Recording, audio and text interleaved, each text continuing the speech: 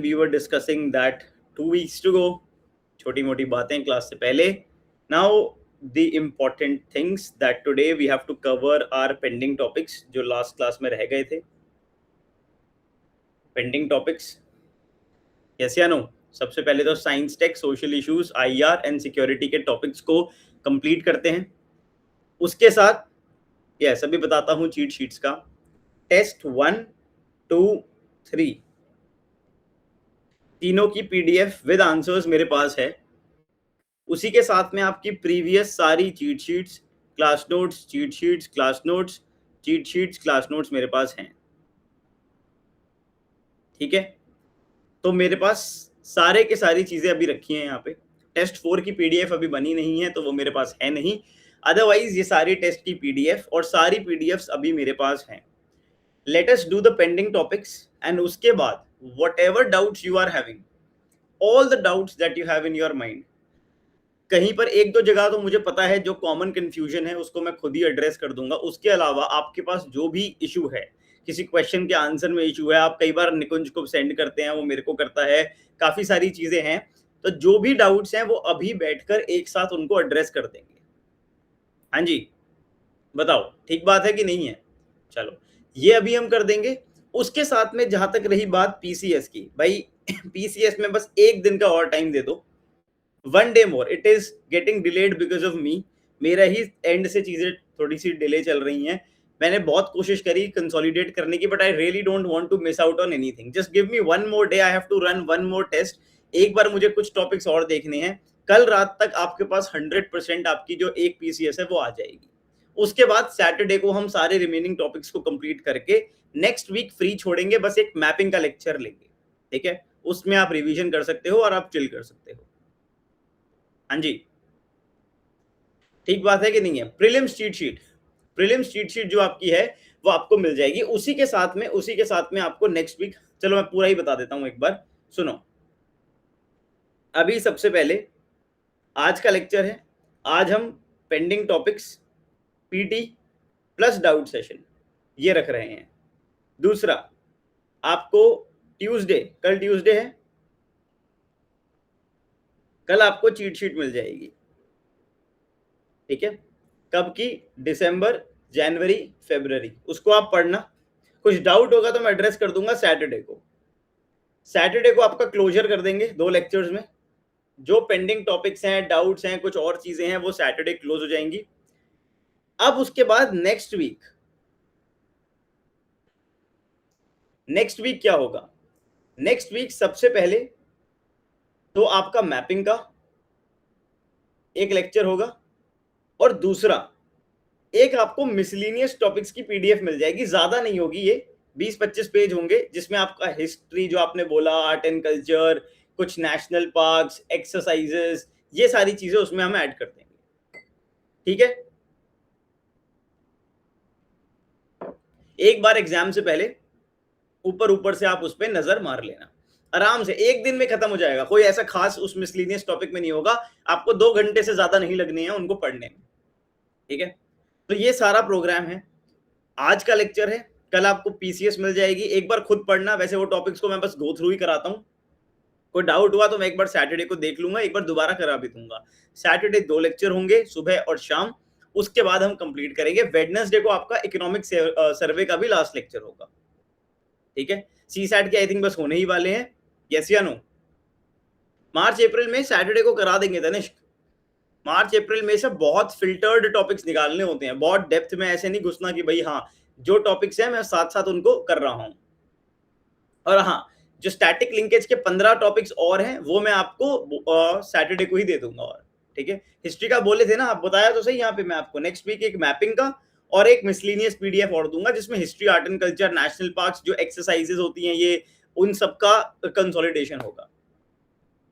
ठीक है, ये सब है नेक्स्ट वीक. बाकी हमारे जो ऑपरेशन प्रीलिम्स जो लोग जानते हैं, अगर अभी बच्चे हैं, उनके 1-on-1 सेशंस हैं और आपको सीडीएस एनडीए का जो मॉड्यूल है वो भी मिलेगा. ठीक है, तो वो सारी चीजें हैं. ठीक है जी, आपके 1-on-1 सेशन स्टार्ट हो जाएंगे. तो नेक्स्ट वीक मैं पूरा का पूरा 1-on-1 सेशंस लूंगा ऑपरेशन प्रीलिम्स वाले स्टूडेंट्स के साथ. ठीक है, मैंने पूरी पीडीएफ बनाई है खुशी, सीडीएस और एनडीए की, पूरा मॉड्यूल सीडीएस एनडीए जियो साइंटिस्ट, पूरी पीडीएफ रेडी है। जितने टॉपिक्स हैं जो आपको पढ़ने हैं, जो नोट्स हैं, क्वेश्चंस हैं, वो सब एक पीडीएफ में बना दिए हैं। 1-2 घंटे आपको उसको पढ़ने में लगेंगे, ठीक है। आई थिंक इकोनॉमिक सर्वे का एक लेक्चर और बचा है ना, मैम ने बोला होगा आपको वेडनेसडे को, ठीक है। यस या नो? चलो बहुत बढ़िया। आई होप आप लोगों को ठीक लगा होगा यार, हमने पूरी मेहनत करके जितना टाइम हो सकता है निकाल सकते हैं, पूरा का पूरा जितना कंटेंट है आपको देने की कोशिश करी है, ठीक है। And absolutely free of cost, किसी भी तरह से डायरेक्टली इनडायरेक्टली आपसे कोई चार्ज नहीं किया है, कुछ भी नहीं किया है। तो बहुत टाइम और इन्वेस्टमेंट लगाई है भाई हमने इसमें, मतलब आप मानेंगे, आपका जो एक पीडीएफ भी बनती है, जो टेस्ट की पीडीएफ होती है, उसको भी बनाने के लिए हमको पैसे देने पड़ते हैं, है ना, कि भाई पीडीएफ बनवानी है तो उसको, चलो आपको पीडीएफ चाहिए तो पीडीएफ भी हमने दी है बना के हर टेस्ट की। We can simply skip that, but ठीक है, जो भी आपने मांगा हमने वो दिया है, ठीक है। अब आपका काम है 24 मई को बिल्कुल फियरलेसली होकर एग्जाम देके आना। That is the best thing you can give to me, है ना। चलो चलिए फिर आगे चलते हैं, अपने रिमेनिंग टॉपिक्स को कंप्लीट करके फिर आपके डाउट्स को एड्रेस करते हैं। अपने डाउट्स एक बार निकाल के बैठ जाना, ठीक है। ज्यादा दिमाग नहीं लगाना है, जो चीजें अब बिल्कुल 2 हफ्ते बच गए हैं, और जो मैं सैटरडे को लेक्चर लूंगा उसमें तो मैं स्पेसिफिकली बस जो चीजें आपको दिमाग में बिठानी है वही बताऊंगा। इस टाइम पर ज्यादा रिसर्च करना, डेप्थ में जाने का कोई टाइम बचा है नहीं, ठीक है। अच्छा, अब सबसे इंपॉर्टेंट है आपका, कुछ चीजें आपको याद करनी है। जैसे आप रोड पे चलते हो, जब आप रोड पे चलते हो तो हाईवेज होते हैं, यस या नो, अलग अलग हाईवेज होते हैं, स्टेट हाईवेज होते हैं, नेशनल हाईवेज होते हैं, अलग अलग तरह के हाईवेज होते हैं। इसी तरीके से जब आप स्पेस बेस्ड कम्युनिकेशन करते हो तो उसके जो हाईवेज होते हैं उनको ऐसा बोलते हैं फ्रीक्वेंसी बैंड्स, जैसे कि एल बैंड, कू बैंड, का बैंड। सिंपल बात है, अगर आपको स्पेस एक्टिविटीज, रेडियो फ्रीक्वेंसीज, इनको ट्रांसमिट करना है, जिससे आपका टीवी चलता है, इंटरनेट आता है, ये सब करने के लिए आपको फ्रीक्वेंसी बैंड्स चाहिए होते हैं। इनका ऑक्शन होता है बकायदा, ये आपको अलॉट करे जाते हैं। आपको क्या याद रखना है, 3 तरह के बैंड्स होते हैं, एल बैंड, कू बैंड, का बैंड। एल, कू, का। एल बैंड किस लिए यूज होता है, कू बैंड किस लिए यूज होता है, और का बैंड किस लिए यूज होता है, आपको बस ये याद करना है। L band GPS and navigation के लिए, कू बैंड सैटेलाइट टीवी इंटरनेट के लिए, एंड का बैंड हाई स्पीड ब्रॉडबैंड के लिए। इनकी फ्रीक्वेंसी कैसे कैसे होती है आप देख सकते हो।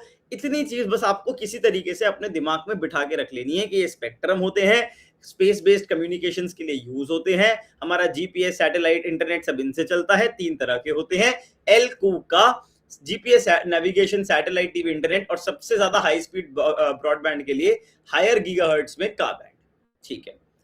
इंटरनेशनल टेलीकम्युनिकेशन यूनियन के बारे में पढ़ के जाएंगे, another very important specialised agency of the United Nations. Specialised agency है यूनाइटेड नेशंस की, ये बेसिकली पूरा सारा इन चीजों को, स्पेक्ट्रम वगैरह को देखती है। It follows a first come first serve system, जहां पर आपको जो स्पेक्ट्रम है वो अलोकेट किया जाता है। इसका हेडक्वार्टर कहाँ है, जेनेवा, स्विट्जरलैंड में, ठीक है। ये सारा कोऑर्डिनेट करती है ग्लोबल रेडियो फ्रीक्वेंसीज को, सारी चीजों को, किसको कौन सा ऑर्बिटल का स्लॉट मिलेगा, भाई हाईवे पे किसको कौन सी, कितने हाईवे, कितने मीटर की रोड किसको मिलेगी, वो सब कुछ ये डिसाइड करते हैं। तो इंटरनेशनल टेलीकम्युनिकेशन यूनियन के बारे में आपको मालूम होना चाहिए, ठीक है जी। यहां तक आई होप आपको कोई दिक्कत नहीं होगी, इसको बस याद करो, दिमाग में बिठाओ। अच्छा, हमारे जो LVM-3 लॉन्च व्हीकल्स आप लोग बहुत पढ़ते हो, लॉन्च व्हीकल्स के बारे में मैं आपको 2-3 चीजें बता देता हूं। आवाज नहीं आ रही, कोई दिक्कत है तो बताओ मेरे को, वरना मैंने बोला है एक बार बाद में क्लियर करेंगे, अमीश कोई दिक्कत है तो तब पूछना, ठीक है। एक बार मैं आराम से बैठ के सारे ही डाउट लूंगा, फिर एक बार सुन लो बस, कहीं कोई गलती हो तो बताना, अभी मैंने चैट बंद कर दिया है। LVM-3, LVM-3 के बारे में कुछ चीजें याद करनी है, ये आपका लॉन्च व्हीकल है, आपको मालूम होगा, ठीक है। लॉन्च व्हीकल्स आप वैसे भी पढ़ते हो, PSLV भी अभी हम देखेंगे। इंपॉर्टेंट बातें जो दिमाग पे बिठानी है, 3 स्टेज होता है। कितने स्टेज होता है, 3 स्टेज। सबसे पहले ये 2 साइड में बूस्टर्स लगे होते हैं, क्या लगे होते हैं, boosters, solid rocket boosters, 2 boosters होते हैं। PSLV में ऐसे बूस्टर्स आई थिंक नहीं होते हैं, ठीक है। उसके बाद कोर स्टेज होती है, कोर स्टेज में याद रखना है विकास इंजन यूज होते हैं। Core stage, liquid stage, solid, rocket boosters. Core stage, liquid stage, Vikas engine. और थर्ड स्टेज होती है क्रायोनिक अपर स्टेज, जहां पर आपके CE-20 इंजन यूज होते हैं, India's largest cryogenic engine, indigenously designed. हाँ जी, सबसे पहले आपका क्या आ गया? Cryogenic, core stage, liquid stage, solid, rocket boosters. ये दो बूस्टर्स होते हैं बस। उसके अलावा अगर आप याद रख सकते हो, अपने दिमाग में बिठा सकते हो, प्लीज रिमेंबर, जो पेलोड होता है, पेलोड होता है जो कैरी कर सकता है GTO तक, जो कि है आपका जियो सिंक्रोनस ट्रांसफर ऑर्बिट, 4000 केजीज होता है। और लो अर्थ ऑर्बिट तक अगर जाना है तो ये 8000 केजी भी कैरी कर सकता है। ठीक बात है कि नहीं? ठीक है, तो payload to GTO, payload to LEO। ठीक है, ये सारी बातें हमने देख ली अबाउट द LVM-3। आगे चलते हैं। PSLV, ये भी आपका लॉन्च व्हीकल है। PSLV बहुत मेहनत करता है बेचारा। याद रखना है LVM-3 में 3 स्टेज होती हैं, PSLV में 4 स्टेज होती हैं। Stages of PSLV launch, 4 stages में PSLV लॉन्च होता है। सबसे पहली स्टेज, जहां पर भाई साहब ये लिफ्ट ऑफ होते हैं, वर्टिकल असेंड करते हैं, सॉलिड प्रोपेलेंट इसमें यूज होता है, सॉलिड फ्यूल यूज होता है। सेकंड स्टेज में लिक्विड प्रोपेलेंट यूज होता है, थर्ड स्टेज में सॉलिड, फोर्थ में फिर से लिक्विड। ठीक है, इसको आपको मोटा मोटा ध्यान रखना है कि भाई क्या है क्या नहीं है। ठीक है, ज्यादा PSLV के बारे में आप वैसे अगर पढ़ा है तो गुड, वरना बस ये याद रखना 4 स्टेजेस में लॉन्च होता है। इसके किसी स्टेज में प्रॉब्लम आ रही थी, इसमें कौन कौन सा किस स्टेज में प्रोपेलेंट यूज होता है, बस इतना देख लो, that is it.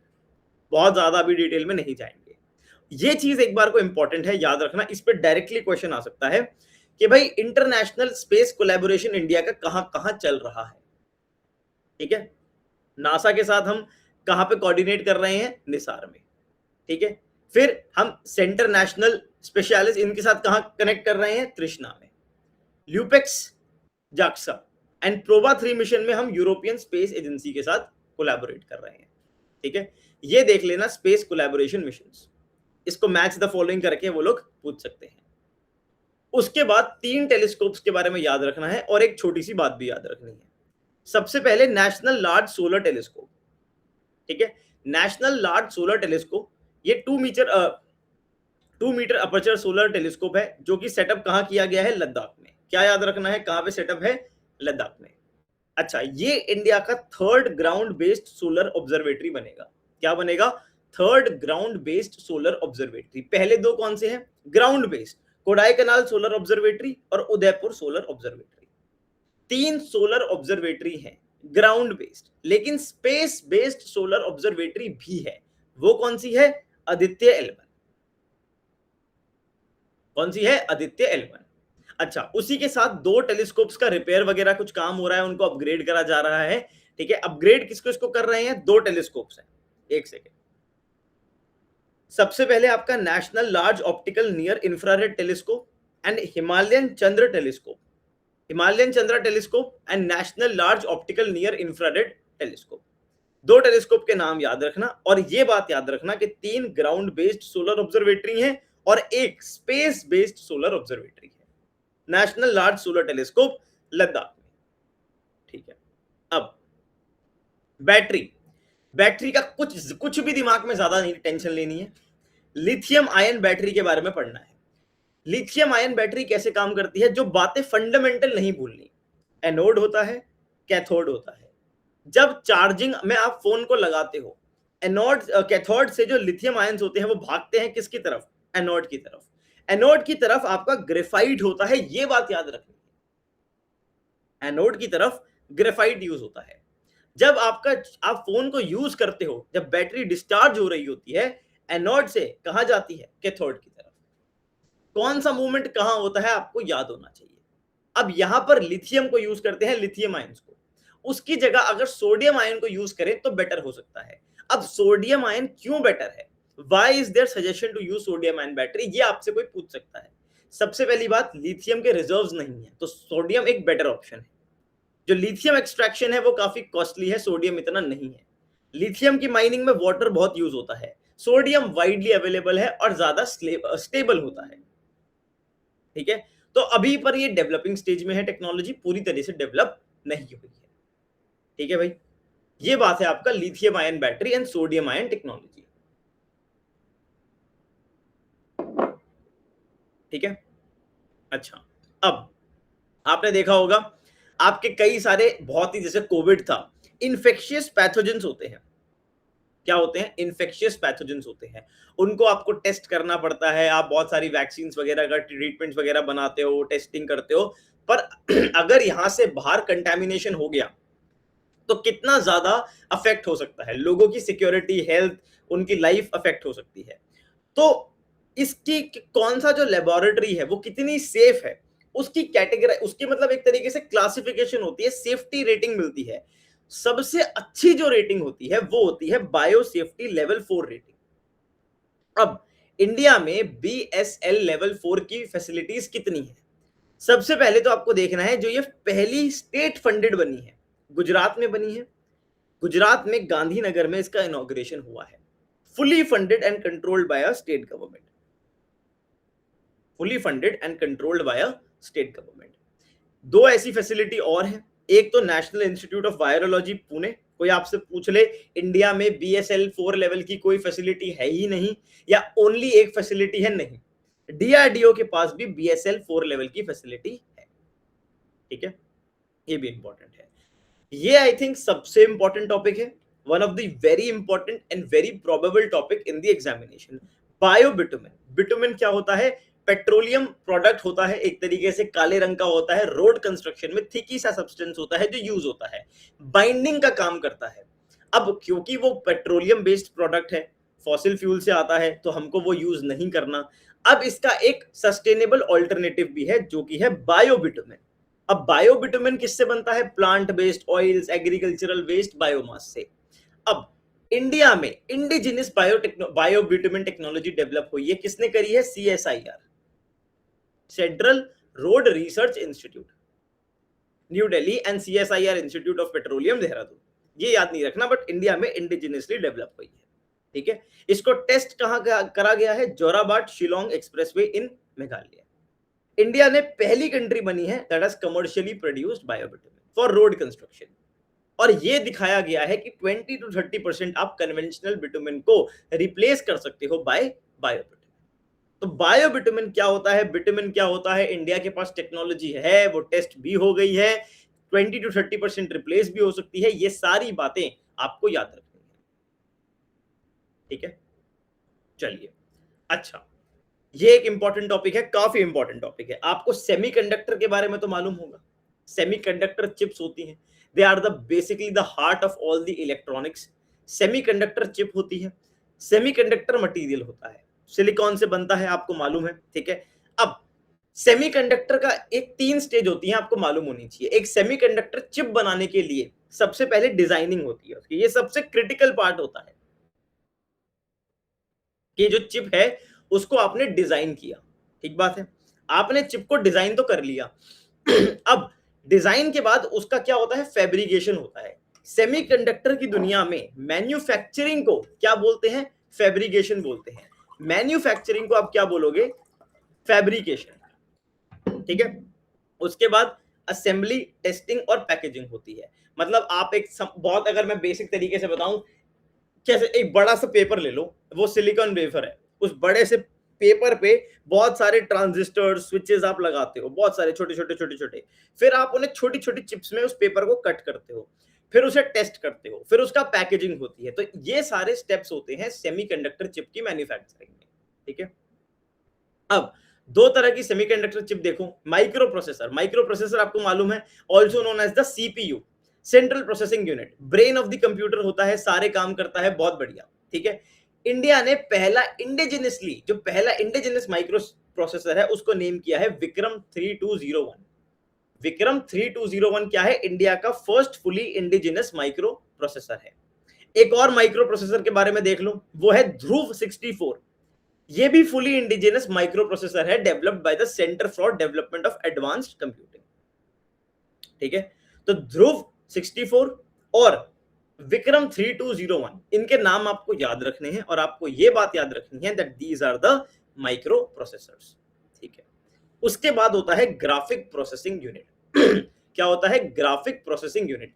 Graphic processing unit basically एक स्पेशल काइंड का माइक्रो प्रोसेसर होता ये भी माइक्रो प्रोसेसर है बट एक स्पेशल टाइप का, जो कि बहुत अच्छी कैलकुलेशंस कर सकता है। और अक्सर ये जो ग्राफिक्स होती है, ग्राफिक रेंडरिंग, आपने देखा होगा एक अच्छा जीपीयू पूछते हैं वो लोग, उसमें यूज होता है, एआई वगैरह में यूज होता है। एग्जांपल NVIDIA का H200, इसको आप याद रख सकते हो, NVIDIA का H200। ठीक है, ये सारे भाई आपके कुछ माइक्रो प्रोसेसर हैं जिनके बारे में आपको मालूम होना चाहिए। ठीक है, उसके बाद ये आपको एक अगेन बेसिक कॉन्सेप्ट है, fusion and fission. Nuclear energy जब भी आप पढ़ोगे उसमें आप दो चीजें पढ़ोगे, फ्यूजन पढ़ोगे, न्यूक्लियर फ्यूजन, और आप पढ़ोगे न्यूक्लियर फिजन। यस या नो? इनमें से आपको मालूम होना चाहिए और दिमाग में आप कभी भी नहीं भूल सकते कि अभी जो चीज बहुत ज्यादा यूज में है वो न्यूक्लियर फिजन टेक्नोलॉजी है, फ्यूजन टेक्नोलॉजी अभी डेवलप नहीं हुई है। Fission fission fission fission is the technology जो हम सब यूज करता देखते हैं। फ्यूजन टेक्नोलॉजी पे काम नहीं हुआ है, लेकिन सन में क्या होता है? फ्यूजन होता है। सन में क्या होता है? फ्यूजन होता है। अब फ्यूजन टेक्नोलॉजी को डेवलप करने के लिए आप धीरे धीरे काम कर रहे हो, वहीं पर एक काम कहां हो रहा है? ईस्ट रिएक्टर में। East reactor, experimental advanced super conducting tokamak, ये एक बेसिकली आर्टिफिशियल सन जहां पे फ्यूजन हो रहा है, चाइना का एक्सपेरिमेंट है। अब आपको एक वर्ड याद रखना है, ग्रीन वर्ल्ड लिमिट। क्या होती है, कैसे होती है? नहीं, ग्रीन वर्ल्ड लिमिट के बारे में आपको मालूम होना चाहिए कि ग्रीन वर्ल्ड लिमिट क्या होती है।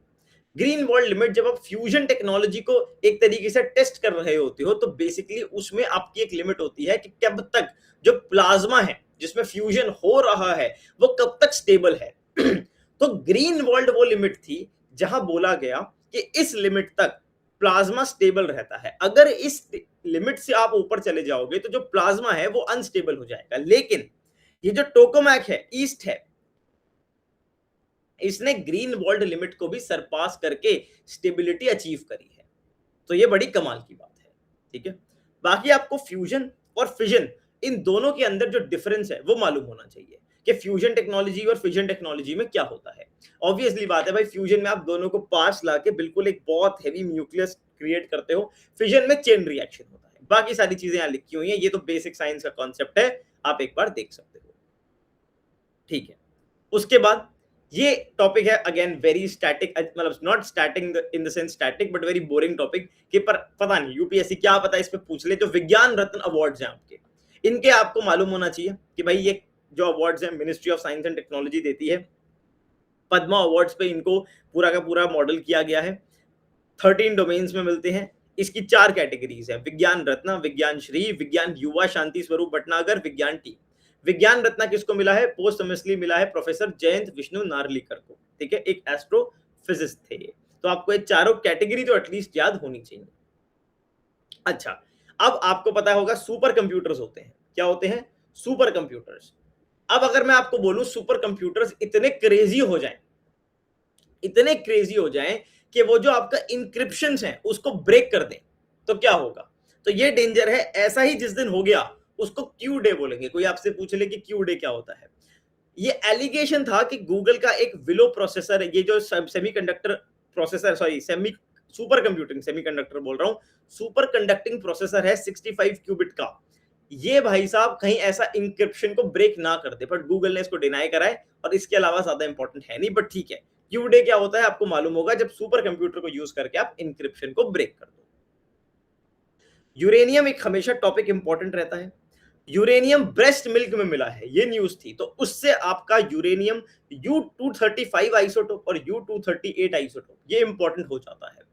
दोनों के बीच में आपको डिफरेंस मालूम होना चाहिए, U-235 और U-238। अगर मैं आपसे बोलूं अगर दो आइसोटोप्स हैं तो दोनों के अंदर सेम क्या होगा? प्रोटॉन सेम होंगे। अलग क्या होगा? न्यूट्रॉन्स अलग होंगे। और इलेक्ट्रॉन्स में तो वेट होता ही नहीं है। ठीक है, जितना नंबर ज्यादा उतना हेवियर होता है वो आइसोटोप। U-235 जो होता है वो फिसाइल आइसोटोप होता है यूरेनियम का, यानी कि वो चेन रिएक्शन, मतलब कि उससे आप बॉम्ब वगैरह बना सकते हो, न्यूक्लियर टेक्नोलॉजी पूरी डेवलप कर सकते हो, ठीक है। बट ये बहुत कम क्वांटिटी में मिलता है जो नेचुरली होता है, ठीक है। जब आप कहते हो हम यूरेनियम को एनरिच कर रहे हैं, उसका भी काइंड ऑफ यही मतलब होता है, आपने कितना परसेंट एनरिच कर दिया, कि आपने कितना ज्यादा प्रोपोर्शन ऑफ U-235 अचीव कर लिया।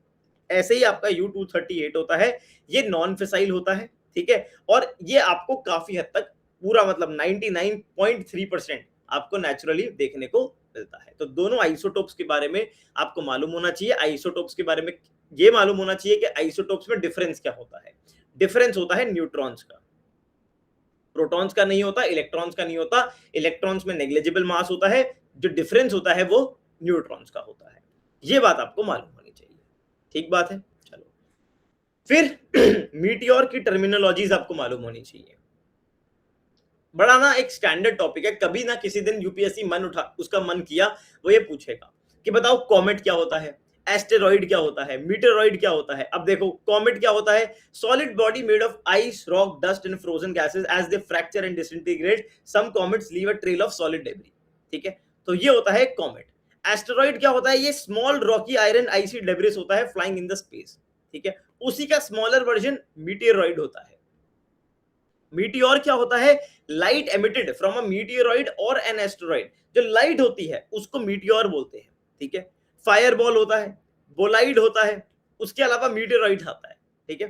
तो अ फ्रेगमेंट ऑफ मीटियोरॉइड और एन एस्टेरॉइड दैट सर्वाइव्स, मतलब वो एस्टेरॉइड का टुकड़ा, एस्टेरॉइड उससे छोटा मीटियोरॉइड, और जो स्पेस में एंट्री करने के बाद सर्वाइव करके नीचे ग्राउंड पे लगता है, उसको बोलते हैं मीटियोराइट, ठीक है। तो ये क्लियरली आपको डिफरेंस मालूम होना चाहिए। अब अर्थ पे आके कुछ भी लग सकता है, स्पेस में इतनी चीजें घूम रही हैं ऑर्बिट में, वो बड़ा न्यूसेंस क्रिएट करती हैं। तो उसके लिए क्या है, space debris management programme. Space debris management क्या है, जहां पर आप बेसिकली जो स्पेस का सारा वेस्ट है उसको मैनेज करने की कोशिश कर रहे हो। इसमें आप मोटी मोटी बात देख लो कि the inter agency space debris coordination committee है, ठीक है। इसमें आपकी मेजर स्पेस एजेंसीज के जितने मेंबर्स हैं वो इंक्लूड होते हैं, ठीक है। ये स्पेस डेब्रिस पे बात करते हैं। उसी के साथ में भाई आप देखोगे इन्होंने United nation committee on the peaceful uses of outer space, ठीक है, ये अडॉप्ट करा है इस कमिटी ने कि भाई ठीक है क्या क्या टेक्निकल स्टैंडर्ड्स होंगे जिससे सारा वेस्ट मैनेज होगा, बट नॉट वेरी इंपॉर्टेंट। माइक्रोमीटियोर भी आप देख सकते हो क्या होते हैं, अब मिलियंथ ऑफ अ मीटर, ये भी आप देख सकते हो कि माइक्रो मीटियोरॉइड्स क्या होते हैं। ये भी आपके सैटेलाइट्स वगैरह को जब वो घूम रही होती हैं उसमें अड़ बड़ के थोड़ा न्यूसेंस क्रिएट कर सकते हैं। तो ये छोटी सी बात और है। अच्छा, कोई आपसे एग्जाम में पूछ ले कि एम पेम्बा इफेक्ट क्या है। एम पेम्बा इफेक्ट, ये इफेक्ट ये होता है कि भाई जो आपका हॉट वाटर होता है, अगर आप पानी जमाने रखोगे, बर्फ जमाने रखते हो आप, तो जो हॉट वाटर है वो फ्रीज जल्दी करता है in comparison to cold water. अगर आप कोल्ड वाटर और हॉट वाटर फ्रीजर में रखोगे तो जो हॉट वाटर है वो जल्दी आपका फ्रीज करेगा, ठीक है। तो ये है आपका एम पेम्बा इफेक्ट, ठीक है जी। ये आपके साइंस एंड टेक के कुछ मेजर मेजर पेंडिंग टॉपिक्स थे जो मैंने मोटा मोटा जितनी चीजें इस टाइम आप दिमाग में रख सकते हो वो यही है। इससे ज्यादा दिमाग लगाने की जरूरत अभी है नहीं। बाकी जिन्होंने पहले पढ़ा है उन्होंने तो पढ़ा ही हुआ है, बट आई होप आपके दिमाग में मोटी मोटी बातें बैठ गई होंगी। बताओ,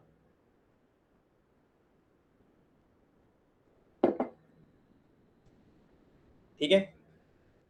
चलो बस याद करो जितना दिमाग दिमाग में जो रह जाए, ठीक है। इस टाइम जो आप पढ़ोगे भूलोगे नहीं, ठीक है जी। अच्छा, उसके बाद सोशल इश्यूज के कुछ टॉपिक्स देख लेते हैं। लेप्रोसी बड़ा इंपॉर्टेंट है यार। मेरे को इस साल पर्सनली एक्सपेक्टेशन है या तो यूपीएससी सिकल सेल डिजीज पूछेगा, या वो लेप्रोसी पूछेगा, या वो नेग्लेक्टेड ट्रॉपिकल डिजीज पूछेगा। इन तीनों में से एक क्वेश्चन आना है, neglected tropical disease, sickle cell और लेप्रोसी। अब लेप्रोसी को देख लें, ये भी एक बैक्टीरिया से कॉज होता है, इसको हैंसन डिजीज भी बोलते हैं, ठीक है। अच्छा, मेनली ये स्किन को अफेक्ट करता है, बैक्टीरिया, हैंसन डिजीज स्किन को अफेक्ट करता है। भाई सबसे पहले कैजुअल कांटेक्ट से नहीं होता, लॉन्ग एक्सपोजर चाहिए होता है। याद रखने की बात यह है कि इसका इंक्यूबेशन पीरियड 3 से 5 साल का होता है। 3 से 5 साल लगते हैं सिम्टम्स को अपीयर होने में। ये बिल्कुल क्यूरेबल है, मल्टी ड्रग थेरेपी लगती है, ठीक है। अच्छा, ये बहुत पुराना इन्फेक्शन है, मतलब इसका आपको बहुत पुराने-पुराने एविडेंस मिलते हैं लेप्रोसी के। It is also a neglected tropical disease, very important, और इंडिया में इसके बहुत केसेस हैं, 57%। तो इस डिजीज़ के बारे में ज़रूर पढ़ के जाएँगे, सिकल सेल डिजीज़ के बारे में पढ़ के जाएँगे, नेग्लेक्टेड ट्रॉपिकल डिजीज़ के बारे में पढ़ के जाएँगे। ये तीनों के तीनों आपको नहीं भूलने हैं, ठीक है? ये आपका हिस्ट्री का टॉपिक है पर बहुत इंपॉर्टेंट है। 150 इयर्स हुए थे वंदे मातरम को। बंकिम चंद्र चैटर्जी के बारे में सारी जो वंदे मातरम की पूरी टाइमलाइन है, वर्ड बाय वर्ड यहाँ लिख के दे दी है। भाई हिस्ट्री या करंट अफेयर में नहीं पढ़ाता हूँ, ये आप खुद देख सकते हो। इसमें कुछ भी पढ़ाने का नहीं है, आपको याद करना है सारा टाइमलाइन। पर मैंने बिल्कुल टाइमलाइन वाइज दिया है कि कब क्या डेवलपमेंट हुई थी। 1882 में क्या हुआ, 1905 में, 6 में, 7 में, 9 में, 12 में, ठीक है? एक बार इसको जरूर देख लेना। अच्छा, रोड एक्सीडेंट्स इंडिया में बहुत होते हैं। सबसे पहले आपको एक फैक्ट मालूम होना चाहिए कि इंडिया के अंदर नेशनल हाईवे सबसे कम है, फिर स्टेट हाईवेज, फिर other roads in terms of the kilometres, ठीक है? अदर रोड सबसे ज्यादा है, सबसे कम नेशनल हाईवे है। एक चीज जो आप याद रख सकते हो वो है Stockholm declaration on road safety, ठीक है? Stockholm declaration on road safety क्या है? It was adopted at the third global ministerial conference on road safety in 2020। इसका टारगेट क्या है? Reducing traffic death by 50% by 2030।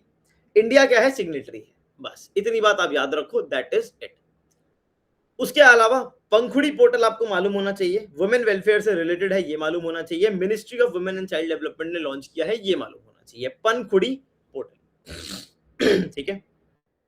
अच्छा, डी नोटिफाइड ट्राइब्स के बारे में देख लो। अब डी नोटिफाइड ट्राइब्स क्या होते हैं? ये कुछ ऐसे ट्राइब्स हैं जो ब्रिटिश टाइम में जिनको क्रिमिनल ट्राइब्स बोला गया था और नोटिफाई करा गया था कि ये क्रिमिनल्स हैं।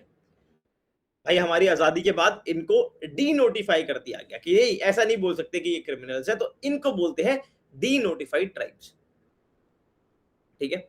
इनको क्रिमिनल ट्राइब्स एक्ट में नोटिफाई किया था, फिर इनको डी नोटिफाई कर दिया गया after the independence. 1931 census was the last census in which these communities were separately enumerated. इनसे रिलेटेड एक स्कीम है जिसका नाम है SEED scheme, scheme for economic empowerment of DNTs. Ministry of social justice and empowerment इसको launch करती है। ये मिनिस्ट्री ऑफ ट्राइबल अफेयर्स नहीं है, इसको कहीं याद भूल जाओ, ये याद रखने वाला पॉइंट है। मिनिस्ट्री ऑफ ट्राइबल अफेयर्स नहीं है सीड स्कीम के लिए, ministry of social justice and empowerment है। दो कमीशन है, बीएस रेन के कमीशन और भीखूजी रामजी इराते कमीशन, ये दोनों के दोनों डीएनटी से रिलेटेड है, इसको भी आप एक बार याद रख सकते हो। ये हैं आपके डी नोटिफाइड ट्राइब्स, ठीक है? ये कुछ टॉपिक सोशल इश्यूज के थे, इनको याद रखना है। अब जो बातें याद रखनी है बहुत इंपॉर्टेंट, यूरेशियन इकोनॉमिक यूनियन की कंट्रीज नहीं भूलनी है। Russia, Belarus, Kazakhstan, Kyrgyzstan, Armenia, कुछ भी करो, कैसे भी करो, याद करो। ये एग्जाम में बिल्कुल आ सकता है, यूरेशियन इकोनॉमिक यूनियन की। भाई यूरेशियन इकोनॉमिक यूनियन की कंट्रीज बता दो कौन कौन सी है। और एक बात याद रखनी है कि इनकी कोई कॉमन करेंसी नहीं है। क्वेश्चन मुझे लगता है कंट्रीज पे आएगा, ये भैया बता दो इनकी कंट्रीज कौन कौन सी है, बस उतना याद रखना है, क्योंकि ये सारा रीजन न्यूज में रहता है। अरब लीग के नाम की ऑर्गेनाइजेशन है, ये क्वेश्चन सॉल्व करना। अरब लीग, अरब लीग के बारे में जो बात याद रखनी है वो ये याद रखनी है कि इसमें मिडल ईस्ट और अफ्रीका दोनों की कंट्रीज है। देख के लग सकता है अरब लीग यानी कि मिडल ईस्ट की कंट्रीज होंगी, नहीं, इसमें अफ्रीका की भी बहुत सारी कंट्रीज है, ठीक है? इसका हेडक्वार्टर कायरो में है, ठीक है? 22 मेंबर्स हैं। बाकी सारी बातें आप भले याद रखो या ना रखो, बट ये बात याद रखना कि अभी इंडिया ने अरब लीग की मीटिंग भी हुई थी, वो सारी बातें याद है, लेकिन अफ्रीका और मिडल ईस्ट दोनों में इसके मेंबर्स हैं, ठीक है? इंडिया इनसे बात भी करता रहता है। अच्छा, चलो एक काम करो, इस क्वेश्चन को देख ही लो। The Arab League is an intergovernmental organisation headquarter in Cairo. Yes, it includes some countries from Africa. Yes, Iran is a member of the Arab League. No, it was established after the Iranian revolution. No, it has absolutely nothing to do with Iran. कि कहीं आप confuse हो, Iran से इसका कोई दूर दूर तक मतलब नहीं है, ठीक है जी? अच्छा, ये आपस में इन कंट्रीज में सारा बातचीत हो, डेवलपमेंट की बात हो, सारी चीजें हो, उसके लिए बनाई गई थी। अच्छा, अब इंटरनेशनल एनर्जी एजेंसी के बारे में बड़ी इंपॉर्टेंट बात। इंटरनेशनल एनर्जी एजेंसी वैसे भी इंपॉर्टेंट है, ठीक है? ये एस्टैब्लिश करी गई थी 1974 में आफ्टर द ऑयल क्राइसिस, ठीक है? अब इसके जो फुल मेंबर्स हैं उनकी मेंबरशिप सिर्फ ओपन करी गई थी ओईसीडी मेंबर्स के लिए, है ना। जो फुल मेंबरशिप है वो ओपन करी गई थी ओनली ओईसीडी मेंबर्स के लिए, ठीक है। उसके बाद मेंबरशिप ओपन करी गई but as an associate member in 2015 India ने ज्वाइन किया एज एन एसोसिएट मेंबर। अब बात ये चल रही है कि इंडिया को फुल मेंबर बनाया जाए ओईसीडी और इसका आईईए का। ऐसा करने के लिए इनको अपना पूरा चार्टर चेंज करना पड़ेगा क्योंकि ये ओपन है सिर्फ ओईसीडी मेंबर्स के लिए। तो ये बात थी। उसके अलावा इनकी रिपोर्ट्स के बारे में जरूर पढ़ लेना। सबसे इंपॉर्टेंट आपका world energy outlook, world energy outlook आपको जरूर पढ़ना है। नेट जीरो बाय 2050 ये भी यही रिलीज करते हैं, ठीक है। अच्छा, बहुत सिंपल सी तरीके से इसमें बात करेंगे। रेलॉस क्या एग्रीमेंट है? India Russia logistics agreement. RELOS logistics agreement में क्या होता है? जब आप लॉजिस्टिक्स एग्रीमेंट साइन करते हो उसका मतलब ये होता है कि दोनों जो कंट्रीज हैं उनकी जो आर्म फोर्सेस हैं, एयर फोर्स है, नेवी है, आपस में इंटर ऑपरेटेबिलिटी पे काम कर सके। Logistics, India Russia logistics agreement, ठीक है। अच्छा, इसमें क्या होगा? आप एक दूसरे के शिप्स को रिपेयर कर रहे हो, रिफ्यूलिंग अगर आप जा रहे हो तो हो रही है, साथ में एक्सरसाइजेस कर रहे हो, इन सब में आपका लॉजिस्टिक्स एग्रीमेंट काम आता है। इंडिया रशिया का ये एग्रीमेंट साइन हुआ है जिसका नाम है रेलॉस। इसका इंडिया को क्या बेनिफिट है, बेनिफिट रशिया को क्या है, वो आपको देखने की जरूरत नहीं है। आपको समझ आ ही जाना चाहिए कि भाई क्या होगा अगर साथ में काम करेंगे, कोलैबोरेशन होगा, ठीक है। इंडिया को उनके साथ काम करने का, ट्रेन करने का मौका मिलेगा, हम अपनी एबिलिटीज को इंप्रूव कर पाएंगे और रशिया के लिए भी यही बेसिकली बेनिफिट्स हैं। उसके साथ में हमारे यूएस के साथ भी ऐसे लॉजिस्टिक्स एग्रीमेंट हैं जिनके नाम आपको याद होने चाहिए, कॉमकासा, लेमोआ और बेका, ठीक है। इनके बारे में भी एक बार आपको जरूर मालूम होना चाहिए कि ये क्या है। ये हमारे यूएस के साथ ऐसे लॉजिस्टिक्स एग्रीमेंट है, ठीक है, ठीक है। उसके साथ में एक एंटी टेररिज्म कॉन्फ्रेंस हुई थी जो मिनिस्ट्री ऑफ होम अफेयर्स ने कराई थी। नेटग्रिड नाम की चीज अगर आपको दिख जाए, एक डेटाबेस है, डेटाबेस है जहां पर आपकी टेररिज्म, इकोनॉमिक क्राइम्स वगैरह की इंफॉर्मेशन होती है। मिनिस्ट्री ऑफ होम अफेयर्स के अंडर आता है। इंपॉर्टेंट बात क्या है, इसका जो डेटा है ये बहुत सारी एजेंसीज एक्सेस करती हैं, कोई एक एजेंसी के पास इसका एक्सेस नहीं होता। उसी के साथ में जो एसपी रैंक के ऑफिसर्स हैं, सुपरिटेंडेंट ऑफ पुलिस रैंक के ऑफिसर्स हैं, उनके पास भी नेट ग्रिड का एक्सेस होता है। आप लोग भी बहुत जल्द एसपी बनेंगे, ठीक है। पहले आप डिप्टी एसपी बनेंगे, उसके बाद आपका एसपी में प्रमोशन होगा, एएसपी, डीएसपी, एएसपी, फिर एडिशनल एसपी, एसपी, तो आप एसपी बनेंगे, ठीक है। तो उनके पास भी नेट ग्रिड का एक्सेस होता है। अच्छा, ये एक ट्रीटी है, ये भी इंपॉर्टेंट है भैया, इसको भी याद रख लेना। UN treaty to tackle cyber crimes, ये किसने लॉन्च करी है? United Nations Office on Drugs and Crime, इसको याद रखना है। और एक बात ये याद रखनी है कि भाई इंडिया ने इसको साइन नहीं किया है। United Nations Office on Drugs and crime India ने साइन नहीं किया है, ठीक है। ऐसा साइबर सिक्योरिटी से रिलेटेड आपकी बुडापेस्ट कन्वेंशन भी थी, बट इतना याद नहीं रखना। ये याद रखो कि जो ये यूएनओडीसी है, इंडिया ने इसको साइन नहीं किया है। यहां तक कोई दिक्कत है तो बताओ। फिर ये वाला कॉन्सेप्ट देखते हैं, इंटरेस्टिंग है, क्रूड ऑयल का। ठीक है, सारी चीजें पहले पढ़ी हैं, ठीक है। फिर क्रूड ऑयल, क्रूड ऑयल को याद करेंगे। क्रूड ऑयल आजकल बड़ा न्यूज में है। देखो, कैटेगराइजेशन समझो, एक होता है लाइट ऑयल, एक होता है हेवी ऑयल, ठीक है। अब जो लाइट ऑयल होता है वो इवेपोरेट इजीली करता है, हेवी ऑयल नहीं करता, ठीक है। अगर एपीआई ग्रेविटी याद करना पड़ेगा, एपीआई ग्रेविटी। अब कैसे बताया जाए कि ये क्रूड ऑयल लाइट है या हेवी है? अगर एपीआई ग्रेविटी, ठीक है, हायर है तो मतलब लाइटर ऑयल है, ग्रेविटी ज्यादा है तो लाइटर ऑयल है, ग्रेविटी कम है तो हेवियर ऑयल है, ठीक है। ग्रेविटी लो लाइट है तो ऑयल हैवी है, ऑपोजिट है। ग्रेविटी लाइट है तो ऑयल हैवी है, ग्रेविटी हैवी है तो लाइट ऑयल है, ठीक है। तो एपीआई ग्रेविटी एक वर्ड है जो आपको याद रखना है, जिससे आप क्रूड ऑयल की हैवीनेस को जज कर सकते हो। उसके अलावा क्रूड ऑयल को आप ऐसे भी कैटेगराइज कर सकते हो कि स्वीट और सोर क्रूड ऑयल, स्वीट एंड सावर, ठीक है। इसमें जो पैरामीटर होता है वो होता है सल्फर कंटेंट, कि जो स्वीट क्रूड ऑयल है अगर सल्फर कंटेंट कम है तो वो स्वीट हुआ, अगर सल्फर कंटेंट ज्यादा है तो वो सावर हुआ। तो जो आपका सल्फर लेवल है वो बताते हैं आपका स्वीट वर्सेस सावर क्रूड ऑयल। ठीक है, फिर एक होता है उस ऑयल की एसिडिटी कितनी है, वो कितना करोजिव है, कितना खराब कर सकता है पाइपलाइंस वगैरह को। टोटल एसिड नंबर वो चीज बताता है। अगर टोटल एसिड नंबर ज्यादा है तो वो ज्यादा एसिडिक और करोसिव है, कम है तो वो कम करोसिव है। ठीक है, अब तीन तरह के बेंचमार्क्स आप देख सकते हैं, WTI, Brent crude and OPEC basket. ये बेसिकली डिफरेंट डिफरेंट टाइप्स के क्रूड ऑयल्स हैं। इस पर भी यूपीएससी ने एक बार क्वेश्चन पूछा हुआ है कि वेस्ट टेक्सास इंटरमीडिएट क्या है। ठीक है, तो ये भी आपको मालूम होना चाहिए। बेसिकली अलग अलग टाइप्स के ऑयल हैं जो अलग अलग जगह मिलते हैं। ब्रेंट क्रूड कहां मिलता है ये याद रख लेना। ब्रेंट क्रूड मिलता है आपका नॉर्थ सी के पास। WTI जो होता है वेस्ट टेक्सास इंटरमीडिएट, ये यूएस के पास बहुत ज्यादा है और ओपेक वालों का है। ठीक है, अच्छा, दो इनिशिएटिव जो हमको नहीं याद रखने, सॉरी हमें याद रखने हैं और दिमाग से नहीं भूलने। दो इनिशिएटिव, सबसे पहले आपका आता है पैक्स सिलिका। क्या आता है? PACS silica. सिलिका से आपको मालूम होना चाहिए कि भाई सिलिकॉन से रिलेटेड है, सिलिकॉन से रिलेटेड है, इंडिया ने ज्वाइन किया है और यूएस लेड है। ठीक है, मिनरल सिक्योरिटी पार्टनरशिप किससे रिलेटेड है? आपके क्रिटिकल मिनरल से।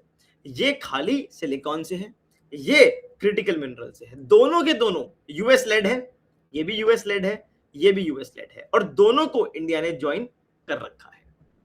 ये दोनों बातें आपको याद होनी चाहिए। इंडिया पैसिफिक ओशन इनिशिएटिव आप छोड़ सकते हैं, इतना कोई खास नहीं है, बस देख लो वॉलंटरी अग्रीमेंट है। ठीक है, बट नॉट वेरी इंपॉर्टेंट।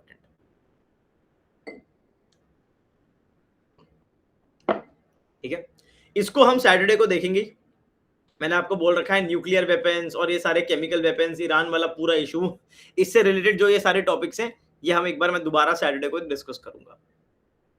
ये दो तरह की आप मिसाइल्स के बारे में भी देख सकते हो, आकाश नेक्स्ट जनरेशन एंड प्रलय मिसाइल। आकाश NG एंड प्रलय मिसाइल, बस पता होना चाहिए कि है क्या। आकाश वाली सरफेस टू एयर मिसाइल है और जो प्रलय मिसाइल है वो सरफेस टू सरफेस मिसाइल है। यहीं पर यूपीएससी इतना ही बेसिक क्वेश्चन पूछेगा, अगर पूछेगा तो ये स्ट्राइक रेंज कितनी होती है, क्या होती है, ये सब नहीं पूछेगा। एक सरफेस टू एयर है और एक सरफेस टू सरफेस है, बाकी इतना कोई खास है नहीं। किम्बरले प्रोसेस, किम्बरले प्रोसेस आपको मालूम होना चाहिए बेसिकली क्या होता है, जो डायमंड से रिलेटेड होता है। बस इतना ही मालूम होना चाहिए कि होता क्या है। डायमंड से रिलेटेड होता है कि जो आपके ये रफ डायमंड्स होते हैं, जो कि जिनको आप शाइन नहीं करे हो, रफ डायमंड्स को यूज करते हैं ये रिबेल ग्रुप्स, किसको फाइनेंस करने के लिए? कॉन्फ्लिक्ट्स वगैरह को, टेररिज्म वगैरह को। तो उसको कंट्रोल करने के लिए ये किम्बरली प्रोसेस बनाया गया है। इंडिया में नोडल डिपार्टमेंट जो पूरा का पूरा कोऑर्डिनेट करता है वो डिपार्टमेंट ऑफ कॉमर्स है। इंप्लीमेंटिंग अथॉरिटी क्या है? Gem and jewellery export promotion council. ठीक है, ये आपकी बेसिकली इंडिया में दो अथॉरिटी है। इंडिया ने इसके चेयर अज्यूम करी है, चेयरपर्सन बने हैं, बाकी कोई खास बात है नहीं। ठीक है, इंडिया में आप इतना डायमंड को प्रोड्यूस नहीं करते, हम लोग बहुत ज्यादा डायमंड को इंपोर्ट करते हैं, बट हम उन्हें पॉलिश करके बहुत ज्यादा एक्सपोर्ट करते हैं। सूरत और मुंबई में बहुत डायमंड पॉलिशिंग होती है। ये भाई वो क्वेश्चन है जो मैं गारंटी के साथ कह सकता हूं, 100% आई कैन गारंटी यू। ठीक है, मैं थोड़ा अपना बाल बाल ठीक कर लूं क्योंकि ये वीडियो बनने वाली है आगे चल के। आज भाई क्या है, 11 मई है। आज मैं आपको ये बात बताता हूं, 11 ही मई है, ये बिल्कुल सही बात है। 11 मई को ये बात मैं बोल रहा हूं।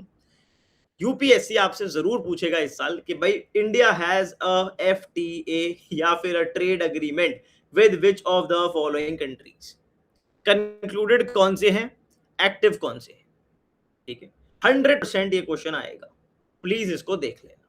ठीक है, कौन कौन से कंक्लूडेड है, कौन कौन से एक्टिव है। इजराइल, आपको लगेगा इसके साथ तो होगा ही, नहीं है। ठीक है, और क्रोनोलॉजी भी याद रखना कि 2021 में 22, 22, 24, 25 रिसेंटली कौन से हैं, आपको सारे मालूम होने चाहिए। ये recently EFTA, United kingdom, Oman याद होने चाहिए।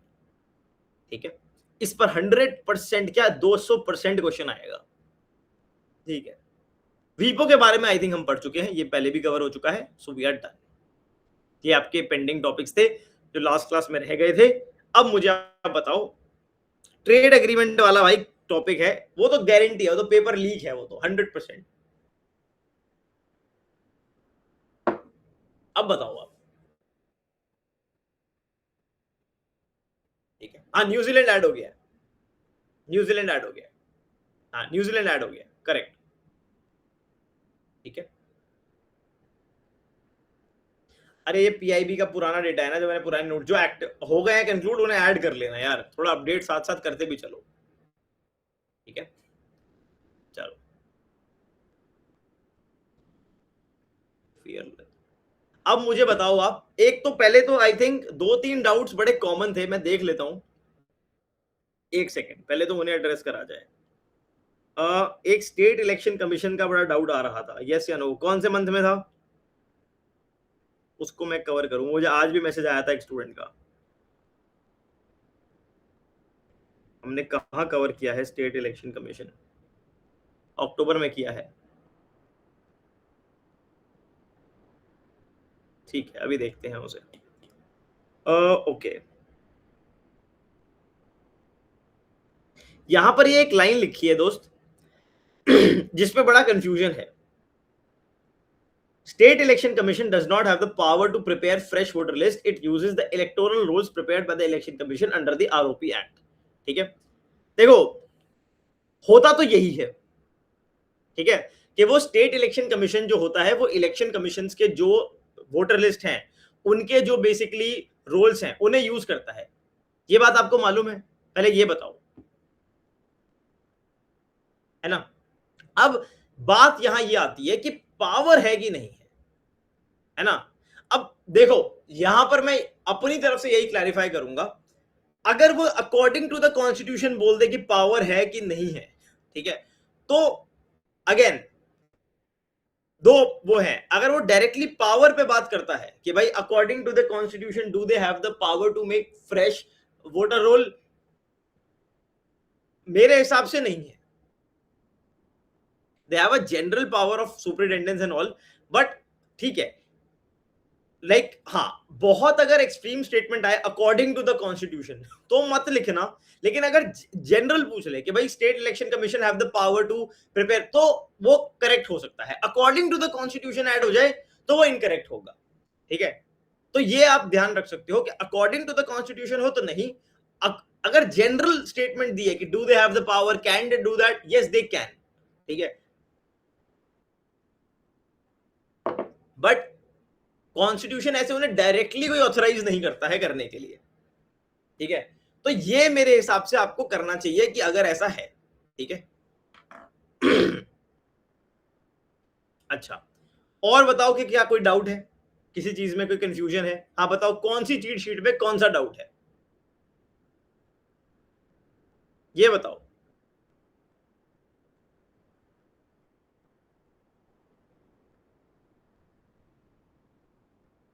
आई थिंक सो आकर्षण, not really Satyam.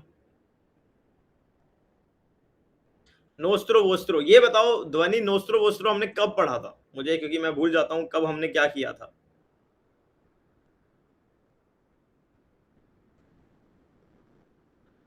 July, think सितंबर में, अगस्त में किया था।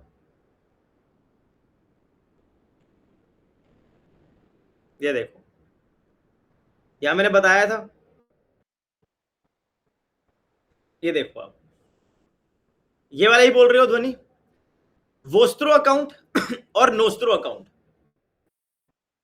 हाँ जी, अब देखो ये क्या है, Bank of America's account in Axis Bank ये बताओ, बैंक ऑफ अमेरिका का अकाउंट खुला हुआ है एक्सिस बैंक में। ध्वनि बस इतना सोचना है कि आप एक्सिस बैंक में गए, आप एक्सिस बैंक में घूम रहे थे और आपने देखा यार यहाँ पे बैंक ऑफ अमेरिका का अकाउंट खुला हुआ है, तो वो उसको एक्सिस बैंक क्या बोलेगा, ये हमारा विजिटर का अकाउंट है, एक बाहर से विजिटर आया है उसका ये अकाउंट है, ये एक्सिस बैंक के लिए एक वोस्त्रो अकाउंट है।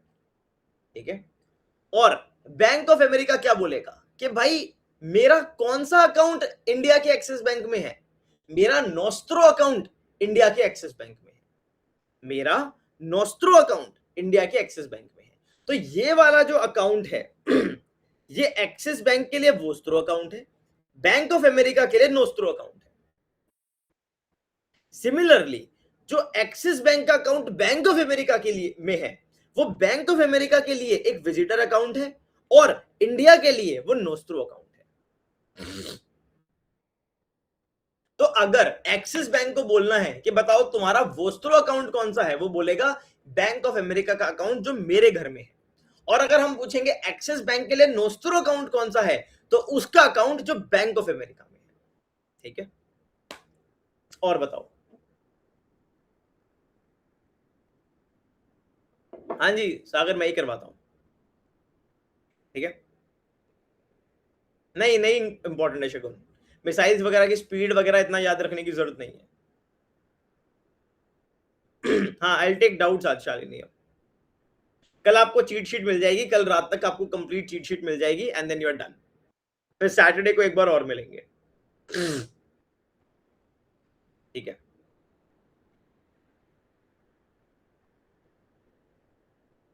ईवा उसको तो रिवाइज करना पड़ेगा ना बेटा अच्छे से। पहले मुझे ये बताओ, टेक्निकली कोई और क्वेश्चन में डाउट है? एक क्वेश्चन यार और मुझे याद आ रहा है जिसमें बड़ी क्वेरी आई थी। मैं भूल रहा हूँ उस क्वेश्चन को, वो कौन सा क्वेश्चन है, wait let me figure out. मुझे ने सेंड किया था।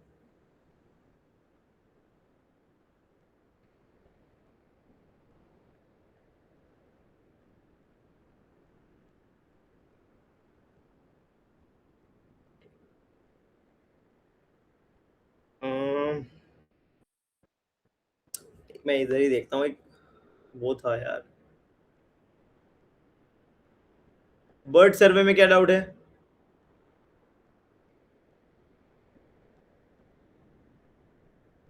आशुतोष अब मेरे हिसाब से तो नहीं है, लेकिन अब वही है यार, अब ये थोड़ा होप करो ऐसा क्वेश्चन आए ना। एडमिट कार्ड कब आएगा वो मुझे क्या पता कब आएगा, जब आना होगा आ जाएगा। ठीक है, ठीक है। स्टैटिक लिंकेज मैंने 35 टॉपिक्स दे दिए हैं, 15 टॉपिक्स में और दे दूंगा सैटरडे तक। ठीक है। शालिनी वो तो मैंने बहुत बढ़िया से पढ़ाया है, एक बार दोबारा जाके देखो उस वीडियो को, मैंने तो उसको पूरा एग्जाम्पल के साथ पढ़ाया है। ठीक है, नहीं नहीं प्रभात, स्टेट बर्ड एनिमल क्या करोगे स्टेट्स के पढ़ के? हिस्ट्री करंट अफेयर मैंने बोला ना आपको, नेक्स्ट वीक आराम से पूरी पीडीएफ मिल जाएगी, एक 20-25 पेजेस की। कौन सा topic? First and second topic of which? अच्छा एक, हाँ एक एक चीज और है यार, मैं फिर भूल जाऊंगा, बता देता हूं मैं अभी। ये आपको याद रखना है, इसमें एक एक करेक्शन और थी। एक तो करंट अफेयर में सारे सब्जेक्ट आ जाते हैं ना, तो हमारा ही दिमाग खराब हो जाता है कि क्या गलत हुआ है क्या नहीं हुआ। ओ, ओ, ओ, ओ। यार ये I think they meet annually, IFAD में ना it meets once in every 3 years की जगह ये लिख दो इट मीट्स एनुअली। मैंने चेक किया, इट मीट्स एनुअली है, एनुअली। ठीक है, तो ये भी एक बार आप करेक्ट कर सकते हो। ठीक है, आईएफएडी इसी वाली क्लास नोट्स में। ठीक है, या दैट इज इनफ वंशिका। ठीक है, प्लेसेस इन न्यूज की अगले वेडनेसडे क्लास है, उसी दिन याद हो जाएगा। ठीक है, चलो। रीर और नीर के बीच में सुयश डिफरेंस वो इकोनॉमिक्स के टीचर बताएंगे आपको। अभी जो करंट अफेयर में है वो पूछो, अब स्टैटिक मत पूछो। हाँ बताओ अमीश, अमीश तुम फोन कर लो यार, तुम कोई ना कोई डाउट तुम्हारा बीच में रह ही जाता है, मैं देखता हूँ। फीलिंग टू एंग्शियस वगैरह वाली बात के लिए मैसेज करो। अच्छा, आर्टिकल 243 के एंड 243 जेड, यार मैं वही तो कह रहा हूँ अमीश, मतलब फ्रेश इलेक्टोरल रूल्स लिखा है वहां पे। अभी देख लेते हैं, एक सेकंड रुको, wait. Superintendence, direction and control of the preparation of electoral rolls for and the conduct of all elections to the panchayat shall be vested in the state election commission definitely। ठीक है। अब इसमें पता वही बात है यार, अगर कॉन्स्टिट्यूशनल अथॉरिटी इतनी क्लियर होती तो फिर वही होता। ठीक है, मतलब सीधी बात ये है, पर हर स्टेट का लॉ स्टेट वाइज वेरिएशन है। तो अभी मैंने बोला जनरल पावर तो है, बट एक्सप्लिसिटली कॉन्स्टिट्यूशन ये बोलता है कि नहीं भाई, आपको फ्रेश इलेक्टोरल रोल्स ही बनाने हैं स्टेट इलेक्शन कमीशन को अमीश। ये तो नहीं हो, अगर ये होता तो वो कर ही नहीं सकते थे ना दूसरा कुछ। ये समझ रहे हो, मैं इस तरह से सोच रहा हूं। कि अगर कॉन्स्टिट्यूशन ये बोलता कि भाई आपको फ्रेश ही बनाने हैं, then they could have never relied on the election commission का डेटा। सही बात है कि नहीं है? तुम यहां अग्री करते हो? फिर तो उनको एक कॉन्स्टिट्यूशनल वो मिल गया ना, ड्यूटी मिल गई। तो जेनरिक अगर टोन में आता है तो भाई it is fine, yes they can also make, ऐसी बात नहीं है कि दे एब्सोल्युटली कैन नॉट, ठीक है, तो वो बात है। बट ठीक है, होपफुली ऐसा इतने बारीकी में वो जाएंगे नहीं, तो वी कैन स्किप इट, ठीक है, चलो।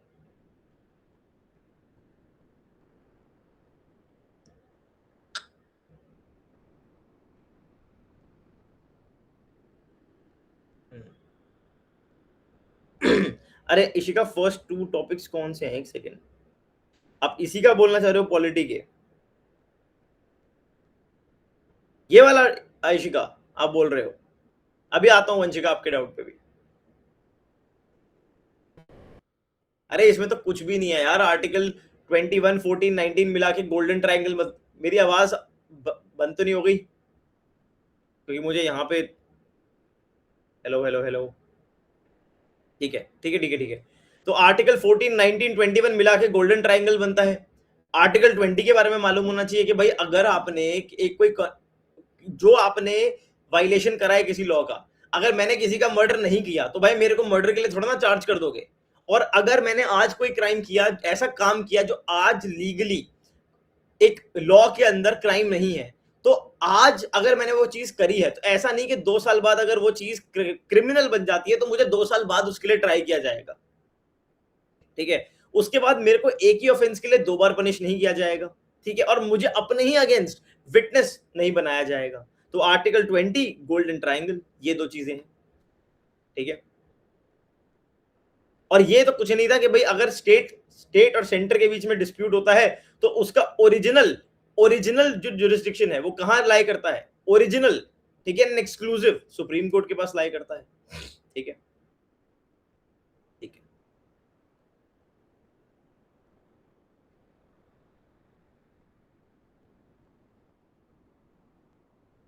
इसका आंसर चेंज, तो आपको असीम वही करना है जो बिल्कुल लेटेस्ट है, ठीक है, बस, उसमें कुछ ऐसा क्रेजी नहीं है,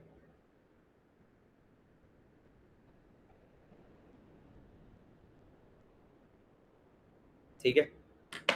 एक दो मैं और देखता हूं इसमें। हाँ, मैं वो भी अपडेट करना है मेरे को, वो भी आपको बताना है कि कौन कौन सी नई रामसर साइट्स ऐड हुई हैं, नेशनल पार्क जो जो न्यूज में है वो सारा देख लिया मैंने। No no nothing Ishika, nothing.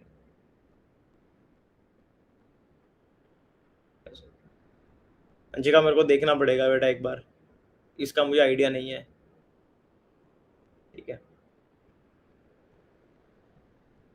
हाँ, मैंने स्टैटिक लिंकेज 2 ही भेजे हैं। हाँ युवराज, साइंस एंड टेक में तो काफी हद तक करंट ही चलेगा, ठीक है। अच्छा, मैं एक काम करता हूँ, मैं एक वो भी भेजता हूँ आपके लिए। हाँ, रिकॉर्डिंग हुई है। एक गूगल फॉर्म भी भेजता हूँ, ठीक है। अगर कोई भी एक उसमें एक काम करते हैं, उसमें सारा वो ऐड कर लो डाउट्स, ठीक है, फिर एक बार उसको अच्छे से ही ले लेते हैं, ठीक है, जो पेंडिंग है ना, ताकि फिर आराम से आप लिख सको, ठीक है, चलो वही करते हैं, ठीक है जी। बाकी जिनके पास नंबर है, आप मेरे को व्हाट्सएप पे भी अभी अपने डाउट भेज सकते हो कि मैं एक साथ बैठ के रिप्लाई कर दूंगा, ठीक है, चलो ठीक है जी, ठीक है। ठीक है, okay okay okay, bye bye bye, take care. हाँ हाँ, करूंगा करूंगा युवराज, करूंगा।